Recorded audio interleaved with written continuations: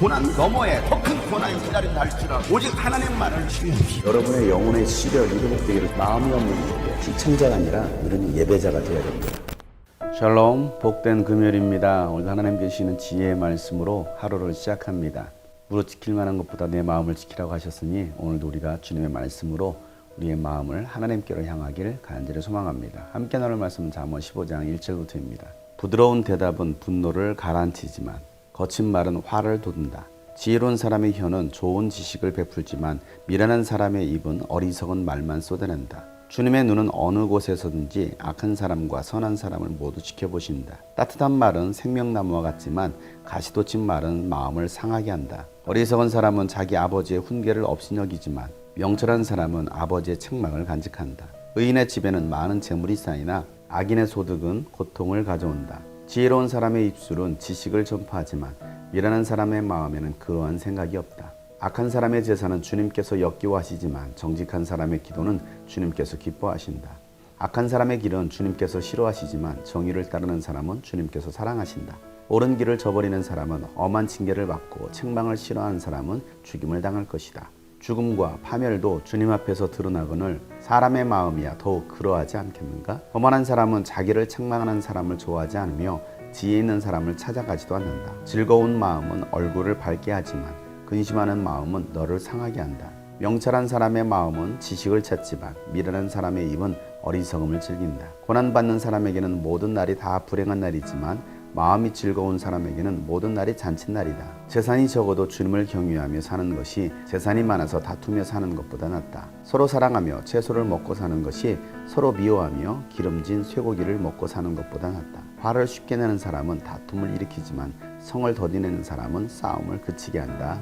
아멘. 그리스도인은 성품의 변화가 일어나는 사람입니다. 성품의 변화라는 것은 그의 마음이 바뀌고 말이 바뀌는 사람입니다. 그 사람의 언행을 통하여서 그 사람의 인격을 보게 됩니다. 하나님의 사람들은 하나님께서 말씀하시듯이 말을 해야 합니다. 평상시 우리가 하는 그 말이 그 사람의 인격이 되는 것입니다. 누군가가 여러분에게 질문을 했을 때에 여러분은 어떻게 대답하십니까? 부드러운 대답을 하십니까?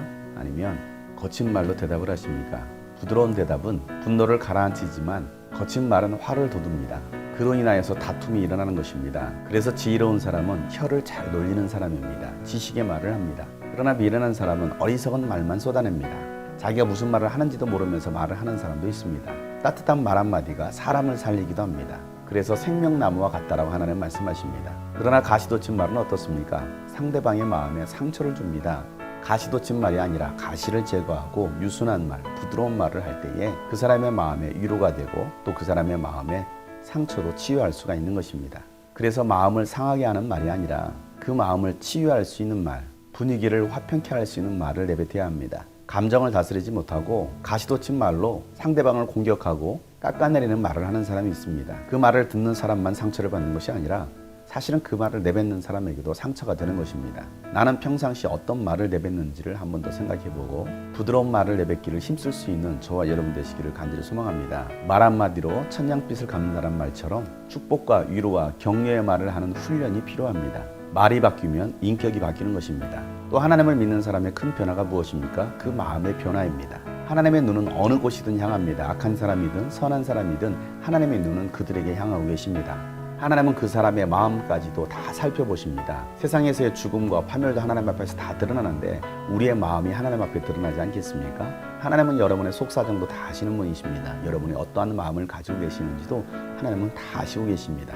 너희 안에 이 마음을 품으라 곧 그리스도 예수의 마음이니 예수님의 마음은 온유와 겸손입니다. 예수님의 마음을 가질 때에 우리 삶의 변화가 일어나고 나를 통하여서 많은 사람들이 주께로 돌아올 수가 있는 것입니다. 그렇게 예수님의 마음을 가진 사람의 얼굴은 밝아집니다. 그러나 근심하는 마음을 가진 사람은 어떻습니까? 그 얼굴이 상해 있습니다. 얼굴은 그 마음의 창이라고 했습니다. 그 마음의 상태에 따라서 그의 얼굴의 변화가 일어나는 것입니다. 염려와 근심과 인상을 쓰고 있는 표정이라고 한다면 그 마음이 지금 어두운 것입니다. 명철한 사람의 마음은 지식을 찾습니다. 하나님의 뜻을 구하는 것입니다. 하나님의 지식의 말씀으로 그 마음을 다스리고 또 그 말씀대로 순종하는 것입니다. 그럴 때 그 마음에 평안과 기쁨이 있는 것입니다. 아무리 상황이 어렵고 힘들고 고통스럽다 할지라도 그 모든 날들이 주님 안에서 잔칫날이 되는 것입니다. 그러나 마음에 평안이 없는 사람, 예수님의 마음을 가지지 않는 사람은 모든 날들이 다 불행합니다. 다른 사람들과 비교하면서 불행해합니다. 나에게 주어진 처지, 상황으로 인하여서 불행하다라고 생각하는 것입니다. 그러나 예수님의 마음을 가진 사람은 늘 평안합니다. 그 마음으로 주님을 경외하는 사람은 재산이 많지 않더라도 즐거워하고 기뻐할 수 있는 것입니다. 재산이 많아서 싸우는 사람보다도 채소를 먹으면서 서로 사랑하며 살아가는 사람들, 그들이 바로 하나님의 사람들입니다. 서로 미워하면서 기름진 소고기를 먹으면 무엇이 유익하겠습니까?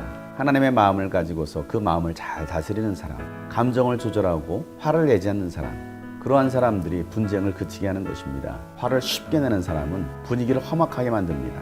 그래서 결국 다툼이 일어나게 되는 것입니다. 분노를 조절하지 못하고 쉽게 화를 내는 사람이 아니라 성을 더디내고 감정을 조절할 줄 아는 사람, 그 사람이 바로 성숙한 인격의 사람인 것입니다. 지혜로운 사람은 오늘도 이 하나님의 말씀, 훈계 말씀을 마음으로 받고 그 말씀대로 살아가려고 하는 사람입니다. 하나님 아버지 책망도 간직하는 사람입니다. 하나님은 하나님의 말씀대로 순종하며 정직하게 기도하는 사람의 기도를 들어주십니다. 그러한 사람의 기도를 주님께서는 기뻐하시는 것입니다. 그러나 악한 사람의 제사는 주님께서 역겨워하십니다. 악한 사람은 하나님의 뜻을 저버리는 것입니다. 하나님께서 원하시는 것이 아니라 자기 마음대로 드려지는 제사입니다. 하나님의 뜻에 합한 예배가 아니라 종교적 의식 속에서 거행되는 제사입니다.